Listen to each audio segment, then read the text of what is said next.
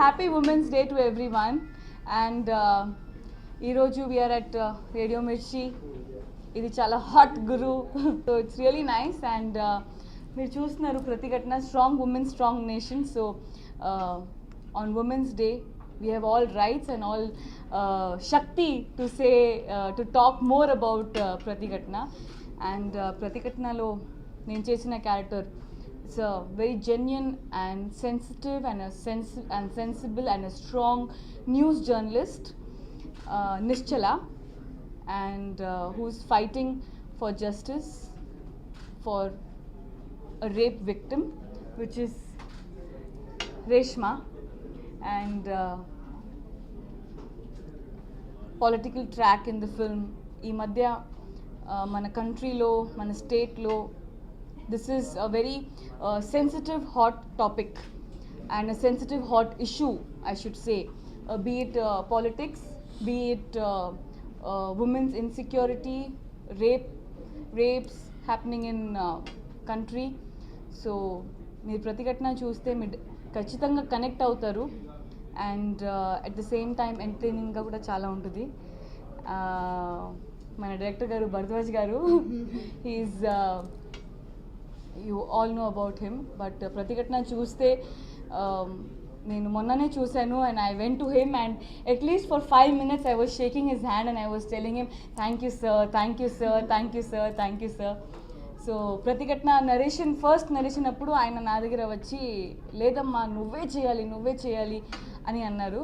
But narration అయిన తర్వాత ఆయన చేయి పడుతుంది, సార్ ఇది నాతోనే తీయాలి సార్ అని రివర్స్ అయ్యారు.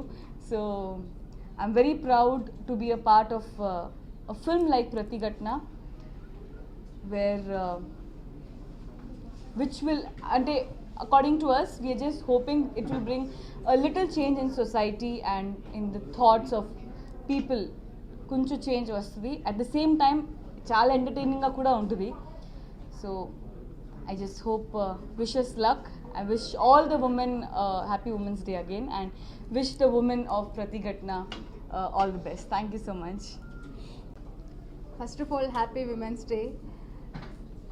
Pratighatna, it is this film is all about women empowerment and women courage ఎలా ఉంటుంది, ఏదైనా ప్రాబ్లం వస్తే అమ్మాయిలు తిరగబడితే ఎలా ఉంటుంది అనేది ఈ సినిమా అంతా ఉంటుంది. ఇందులో I play a Shanti role.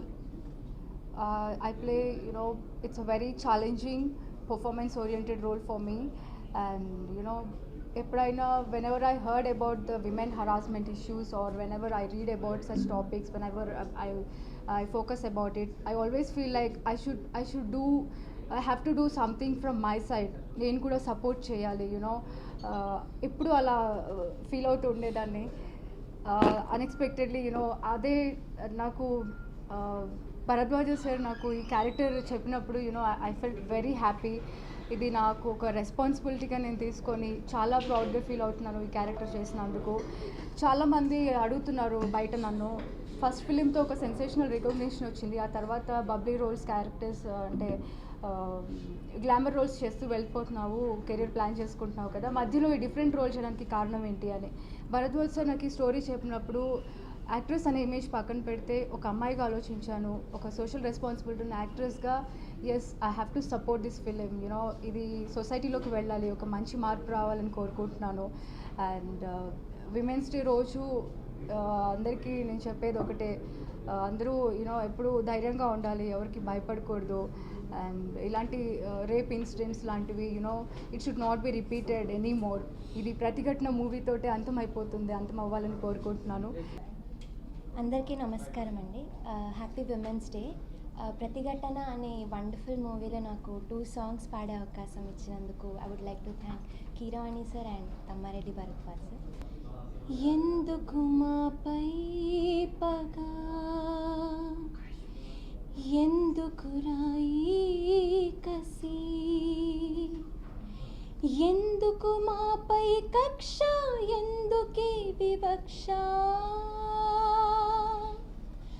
అందమైన పొత్తి కడుపు తోలు తిత్తిగా మలచినందుగా, సోయగాల గుండెలను పాలిండ్లుగా మార్చినందుకు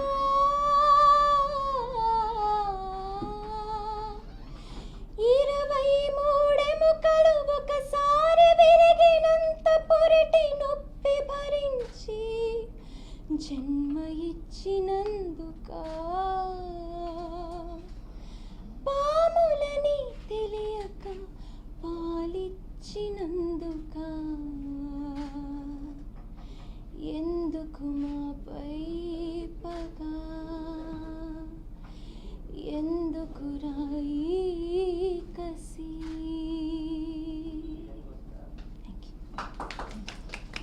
happy women's day to all.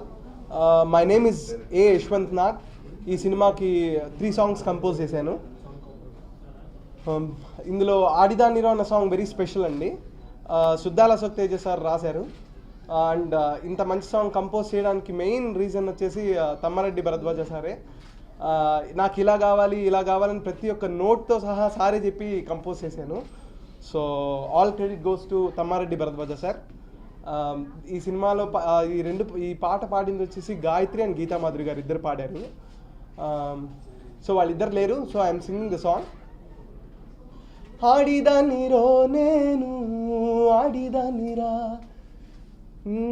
ఆడిదానిరో నేను ఆడిదానిరా, ఈడవనికి కానిదాన్ని ఆడిదాన్ని రో నేను ఎక్కడిదాన్నిరా, నేను ఎక్కడిదాన్నిరా, పాడుగాను మళ్ళీ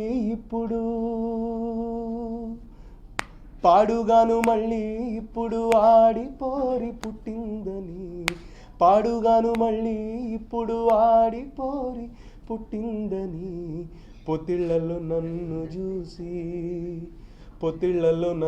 చూసి మొత్తుకున్నదట తల్లి, పైకమెక్కువీయరని తిట్టిందట మంత్రసాని, ఆడిదానిరో నేను ఆడిదానిరా. That's it. నాకు ఇది 18వ సినిమా డైరెక్టర్గా. ప్రొడ్యూస్ చేసి చాలా ఆల్రెడీ ఒక 20 సినిమాలని. సో ఇట్లా చేస్తే దాని దగ్గర 40వ సినిమా. కానీ నేను ఫస్ట్ సినిమా కోతల రాయుడు ప్రొడ్యూస్ చేసిన రోజున, అట్లాగే ఫస్ట్ సినిమా డైరెక్ట్ చేసిన అలజడి డైరెక్ట్ చేసినప్పుడు నిద్ర లేకుండా గడిపిన రోజులు చాలా ఉన్నాయి.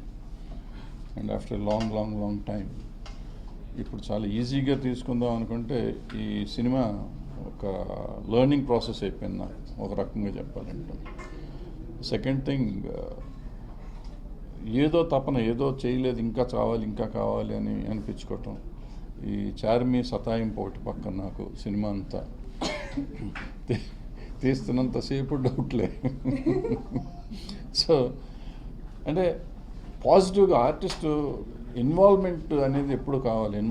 ఇంటర్ఫియరెన్స్ అనేది డెఫినెట్గా I don't, as a director నాకు ఇష్టం ఉండదు, నాకు నచ్చవు కూడా. బట్ ఇన్వాల్వ్ అయిపోయి సినిమాకి బెటర్మెంట్ కోసం వాళ్ళు ఎంత ప్రయత్నం చేసినా కానీ ఇంకొంచెం మనకి ఎనర్జీ పెరుగుతూ ఉంటుంది. ఎప్పుడైతే మన టెక్నీషియన్స్ అంతా ఆర్టిస్టులు, టెక్నీషియన్స్, ఈవెన్ ప్రొడక్షన్ బాయ్తో సహా ఇన్వాల్వ్ అయ్యి ఇది బాగుంటుంది అని చెప్తూ ఉంటే ఒక ఎనర్జీ పెరుగుతూ ఉంటుంది, ఆ సినిమాకి లైఫ్ పెరుగుతూ ఉంటుంది. సో ఇవాళ యశ్వంత్ కానీ, మా కీర్వాణి గారు కానీ, గోపాల్ రెడ్డి గారు, మా చంటి గారు, ఒకళ్ళు కాదు అందరూ దాని మీద మనసు పెట్టి చేశారు. రికార్డింగ్ వచ్చేటప్పటికి మా కోటి గారు ఆయన చేశారు, అద్భుతంగా చేశారు అంతా. ఈ మాది సినిమా అనుకొని చేశారు ఈ ఆర్టిస్టులు కానీ, టెక్నీషియన్స్ కానీ. ఈ చార్మి అయితే మధ్యలో వచ్చి స్పాట్లాడుతూ ఉండేది, ఇదేంటి అసలు ఇట్లా చేస్తారేంటి, అట్లా చేస్తారేంటి. నాకు మొదటి రోజు చూసినప్పుడు కొంచెం ఇది టూ మచ్ ఆఫ్ ఇంటర్ఫిరెన్స్ ఏమో అన్నంత ఒక చిన్న ఇరిటేషన్ వచ్చింది. కానీ కొంచెం ఆలోచిస్తే ఆ అమ్మాయి అడిగింది కరెక్టే కదా, ఎందుకు మనం సమాధానం చెప్పాలా? ఒక పని చేసే ఆర్టిస్ట్కి మనం సమాధానం చెప్పలేనప్పుడు మన సినిమాని కొన్ని కోట్ల మంది చూస్తారు, వాళ్ళకేం సమాధానం చెప్తాం? వీళ్ళ అనుమానం తీర్చలేని వాళ్ళం, వాళ్ళ అనుమానాలు తీర్చలేకపోతే సినిమా గ్యారంటీగా ఫ్లాప్ అవుతుంది. So it is better we solve everything అనే ఒక నిర్ణయానికి వచ్చిన కాడి నుంచి నాకు I was very comfortable with everybody. So ఆ కంఫర్ట్ లెవెల్తో సినిమా పనిచేశాను. డెఫినెట్గా నా కెరియర్కి బెస్ట్ ఫిల్మ్ అవుతుంది ఇది. అండ్ సమాజానికి కూడా ఇవాళ ఉన్న ట్రెండ్గా నేను సినిమాలు ట్రెండ్ కోసం కూడా తీసిన సినిమా కాదు ఇది. సో బట్ ఎంటర్టైన్మెంట్, విపరీతమైన ఎంటర్టైన్మెంట్ ఉంటుంది, సెటైర్ ఉంది సినిమాలో. Plus at the same time ఒక ఫోర్స్ ఉంది దీంట్లో. అందరూ డెఫినెట్గా ఎంజాయ్ చేస్తారని. రేపు 15వ తారీఖు ఆడియో రిలీజ్ చేస్తాము అఫిషియల్గా, అండ్ ఏప్రిల్ 5th సినిమాని రిలీజ్ చేస్తున్నాం. సో మీరందరూ మమ్మల్ని ఆశీర్వదిస్తారని, అభినందిస్తారని, ఈ సినిమా చూసి మా అందరికీ కాదు, మీకోసమే తీసాం మేము సినిమా. మీరు చూస్తేనే మాకు సినిమాకి ఇది వస్తుంది, ఆనందం కలుగుతుంది. మీరు చూస్తారని, చూడాలని కోరుకుంటూ సెలవు తీసుకుంటాం.